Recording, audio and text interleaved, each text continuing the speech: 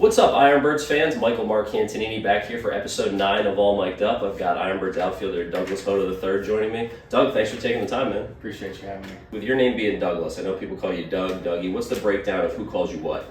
So growing up, it was always Douglas because my dad goes by Doug. Then acquired a few nicknames growing up, Dougie Fresh. And then most of my friends throughout college and now call me Doug just because it's shorter, but definitely has changed over the years. What's your favorite of all the nicknames you've racked up over the years? I like Dougie. Okay. Yeah. So tell me about the family and the hometown. I know you're from Texas. You played college ball at the University of Texas. Tell me about growing up down there and the family that you grew up around. Yeah, so I grew up in Houston for about 10 years. Moved out to Bernie, which is a small hill country town outside of San Antonio. I've got 2 older sisters and a younger brother who's a year younger than me. But yeah, I really enjoy being around my family. My parents are great, my siblings are great, and immediate and cousins are awesome too. So I'm a big family guy, and yeah, that's where I grew up. So whether it's the town that you grew up in or where you moved to later, what are some of the best things to do where you're from? So in Houston, there's obviously a lot more to do because it's around the city. Bernie's more chill and slow, but definitely are some things to do. I would say in Bernie, the best things to do are just to be outside. I mean, you've got the hill country views, you got good weather majority of the time, so just being outside is probably the best. How about some of the best food from back home? There's a taco shop in Bernie called Mary's Tacos. It's always busy. It's got great breakfast tacos, and I always make sure to go there, when I get back home. So that's definitely a popular spot. All right, I like it. Some good eats back home. You're in the middle of another professional baseball season. You're healthy this year. You're playing really well. But I know you're not just a one-sport athlete. Growing up, you played football, and you had a really good football career. When you graduated high school, you were your school's all-time leader in touchdowns, receptions, and receiving yards. How did it feel to rack up those accolades? It was pretty cool. I mean, growing up in Texas, big football state, Friday night lights are a huge deal. And I really loved football more than baseball at that time. Even though I was committed to Texas, I always knew I had a future in baseball, but at the time, football was what I loved to do. So setting those records was cool and all, but just being out in the field and running out of the tunnel on Friday nights and getting to hit people, getting to run away from people was really fun. So yeah, those times I'll cherish for a long time. Do those records still stand? They do. Okay. As far as I know. So was playing high school football in Texas like Friday Night Lights, the TV show or the movie? I wouldn't say like as accurate, but it's pretty close. Okay. All right, so playing wide receiver growing up and doing it well, how do you think that that's helped you as an outfielder? I mean, just being athletic and with your agility and hand-eye, it definitely didn't hurt, but let's say it helped a bunch. Maybe not the same skills really needed for baseball, but just being athletic and playing multiple sports and having different movements has definitely helped for baseball. Yeah. All right, I got to ask you this question for both sports, but let's start off with football. What's the best catch you ever made? I don't think I had any standout catches, but I think just run after the catch plays were probably better. But yeah, I don't think any stand out in particular. All right, how about baseball, whether it's growing up, high school ball, college ball, pro ball, best catch on the diamond? I had a few good catches at home at Texas, but some plays I made in high school, just running the long ways and catching it. Like I said, like nothing in particular, just a few plays that are like, okay, yeah, that was a good play. Okay, like you're thinking after you made it SportsCenter top 10 style? Maybe, but yeah. Okay. All right, so let's talk about your time playing baseball at Texas. Your father, of course, played baseball at Texas. He was a part of the 1983 College World Series champion Longhorn team, and then you kind of followed his footsteps going to play in Austin as well. What was your experience like playing there? Yeah, it was everything I could ask for. I grew up a Texas fan. Obviously, my dad played there, so I'd go to football and baseball games. So just being exposed to the brand of Texas as a kid, I always wanted to play there, and then getting to do it myself and do it in a different way than my dad did was really cool. There's a lot of great people there, a lot of great coaches, great teammates, and I mean, you can't beat playing in Austin. And yeah, it was a great time, and I'm definitely miss it a lot. I mean, if you think big time college baseball, you think about Texas. I mean, a historic program in every sense of the word. What are some of your best memories of playing there, whether it's just stuff with your teammates, being on the diamond, or just the atmosphere? Yeah, I mean, there's definitely a lot. I always think back to just being in the locker room with the guys, but outside of that, our regional and super regional games there when it was a packed house and getting to win in front of the fans and advance to Omaha. Omaha also was really, really cool. Yeah, so a lot of great memories. So how about getting a chance to play in Omaha? What was that like? That was incredible. There's not a lot of words to describe it. I actually grew up going to Rosenblatt, so a little different going to, I don't know what it's called now. I think they've changed it a few times. A different field obviously, but growing up and seeing the College World Series and actually seeing Texas playing it and then going and playing it myself was life-changing and really awesome. So you guys at Texas, you caught some national attention when you were playing there, and you had a chance to appear on the MLB Network show Intentional Talk back in 2022 with a couple teammates. What was that experience like? That was really cool. I remember going to the facility and just being amazed of everything they had, old baseball cards, all the people working in the facility, and I really felt special that day. And being there with two of my teammates, Ivan Melendez and Pete Hansen, was really cool too. But yeah, everything that year kind of happened fast, going to Omaha, touring the MLB Network headquarters, getting drafted. So that was a really cool moment. There's a lot to do at MLB Network. I've been there. I've gotten to check out Studio 42, all the different broadcast studios, and like you said, the wall with the baseball cards. What was your favorite part of that? So they have like a little mini diamond where we did the interview.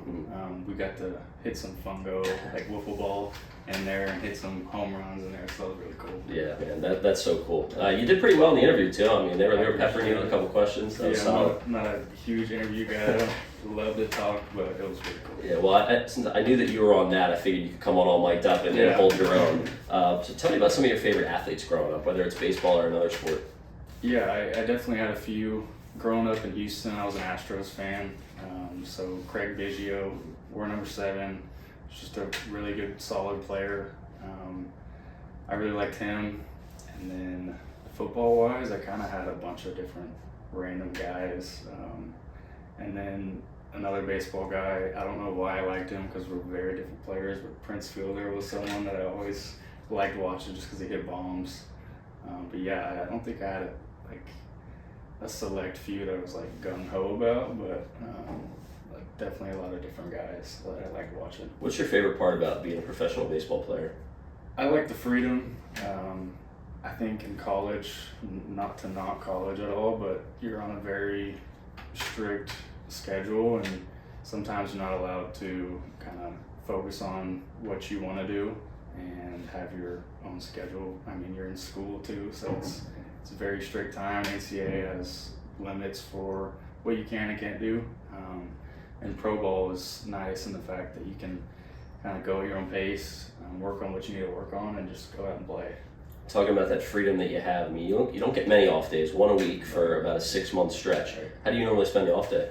I really just try to get outside, but sometimes I can't lie, I'll just sit in bed all day and rest. Lately, the new college football game has come out, so I've been grinding on that, but really just chill, be outside, go do something different, just kind of not think about baseball for the whole day, which is nice. Yeah, well, I know you and most of those guys wrapped up in the new college football game. I just played it the other day for the first time, and I see why people are so hype on it. All right, we're going to wrap up with a teammate question round. First one in this round, which teammate could be an Olympian and in what sport?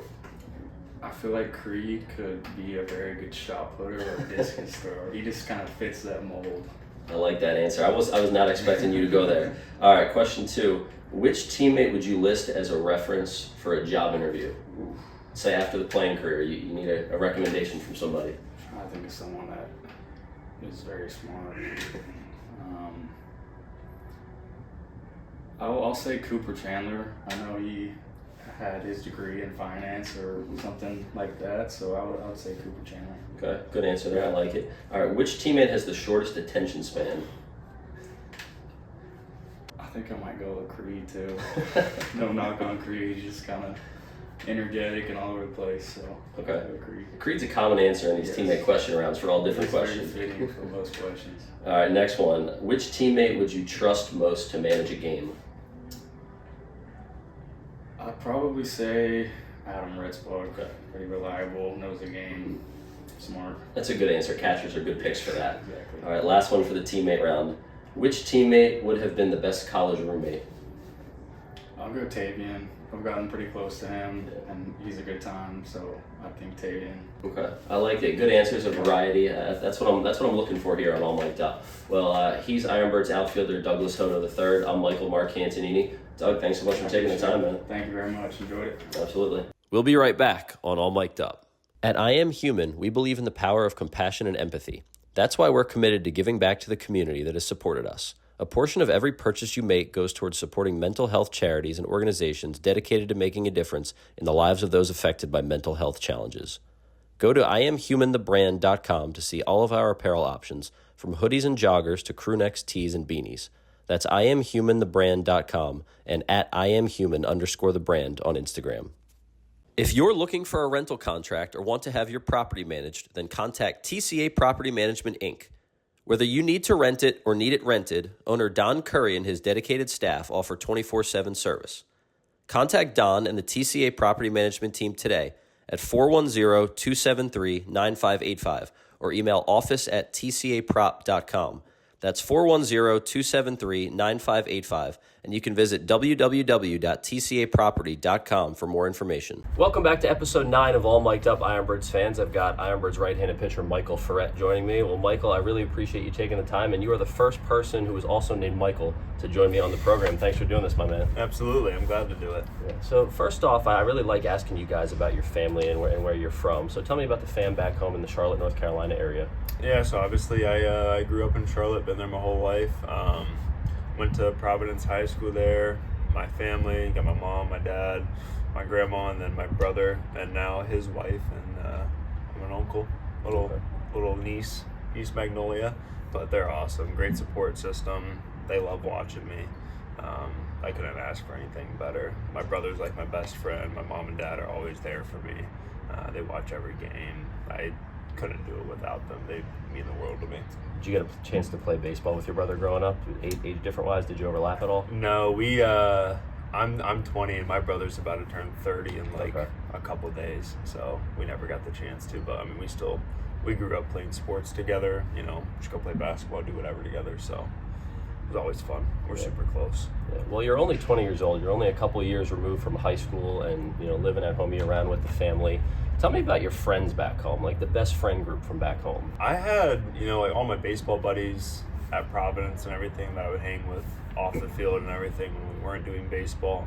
And then other than that, my best friend, Drew Myrick, him and I, we did everything together, grew up a lot of mountain biking, fishing, playing golf, all that.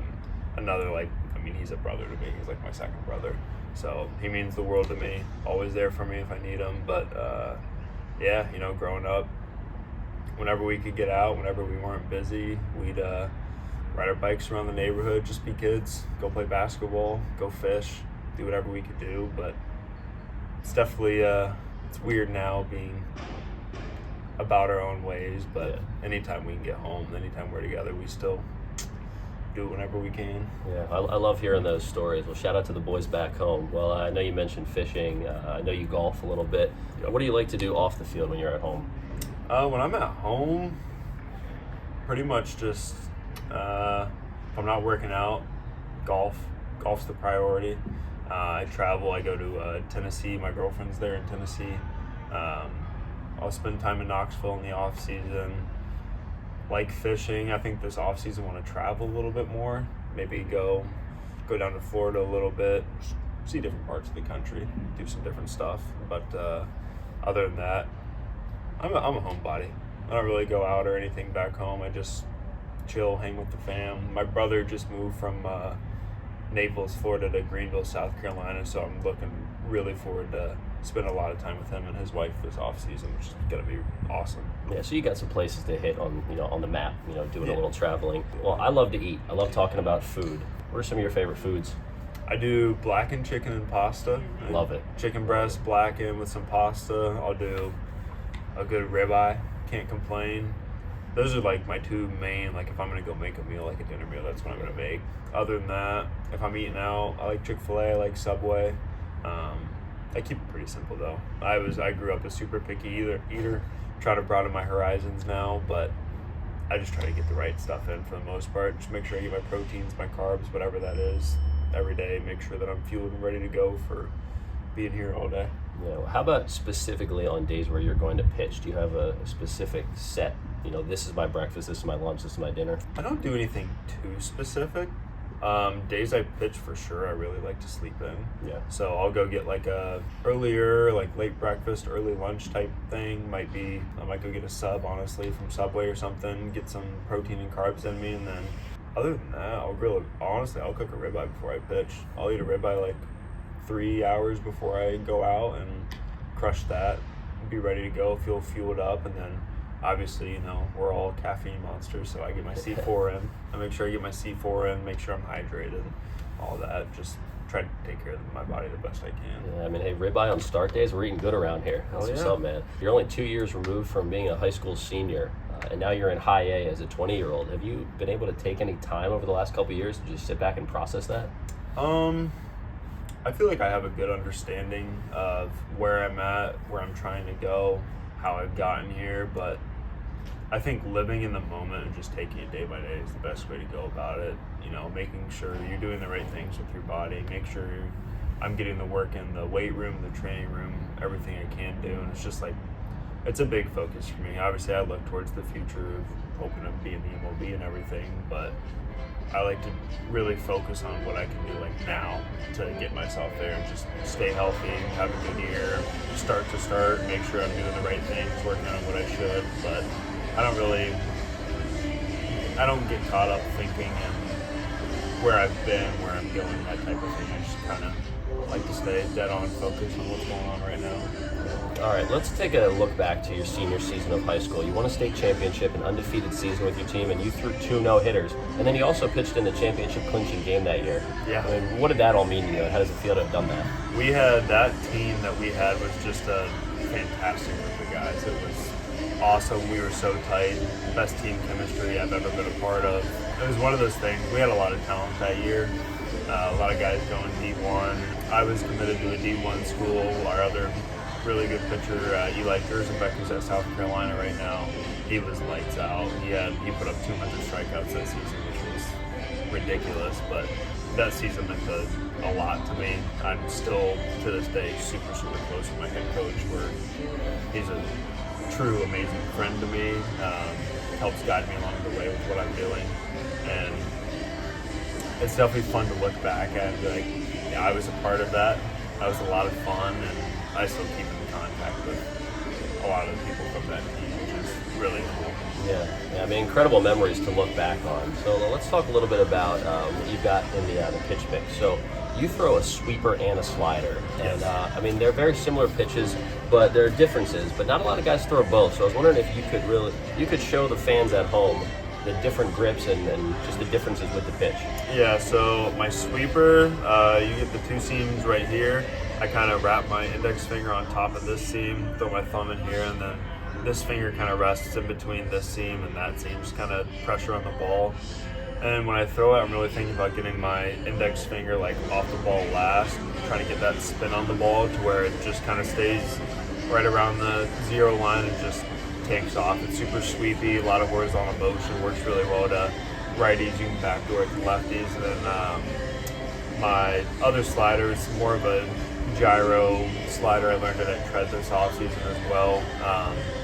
I hold it, my 4 seam is right there. All I do is just take my fingers and throw my thumb up here. Kind of, in my head, I think about spinning it like a football, so you get the true gyro spin, and it's just like a super short slider off the fastball that you can command well, but it also works really well for swinging misses late in the count, especially.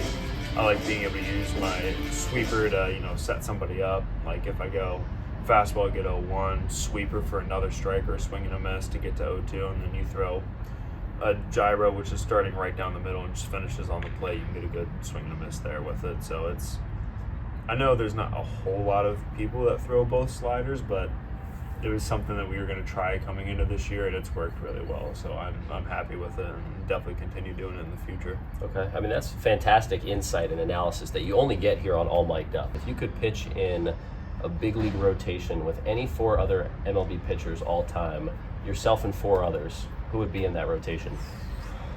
Give me Roger Clemens, Nolan Ryan, and Greg Maddux. Okay. All right, you got one more spot too. That's where it gets hard. There's too many good ones. Give me Pedro. Give me Okay. Pedro Martinez. Yeah, we'll go Roger Clemens, Nolan Ryan, Greg Maddux, and Pedro Martinez. I think that would be awesome. I think you got 4 number 1 starters and hopefully a future number 1 starter in there. Hopefully. That's what's up. You might be the number 5 guy in that rotation, but Yeah. still getting the ball every 5th day. All right, last one for you, Michael. Are you a big sweets dessert guy? I can be. Are you a cookies guy? Okay. I like All right. See, perfect. Because my mom was just in town, and I did this last year on an episode of All Mic'd Up. She brought her homemade cookie bars, chocolate chips and white chocolate chips in them. I'm gonna let you try one on air here on All Mic'd Up, and let me know what you're thinking. Look at There you go. that. Homemade cookie bars. This is I mean, you're only getting this from Mrs. Marcantonini. What are you thinking? Mm-hmm. That's unreal. That's amazing. I had to do it. My first guest named Michael on All Mic'd Up. I had to treat you right. You know what I mean? appreciate it. No, that's amazing. You're definitely going to need to tell her that I said thank you for introducing this to me. This is unbelievable. I appreciate it, man. Well, he's IronBirds right-handed pitcher Michael Forret. I'm Michael Marcantonini. That'll do it for episode 9 of All Mic'd Up. Michael, thanks for taking the time, man. Thank you. Appreciate it. Thanks for watching All Mic'd Up. To watch past and future episodes and for more broadcast highlights, subscribe on YouTube and follow @Mic'd Up Sports on X, Instagram, and TikTok.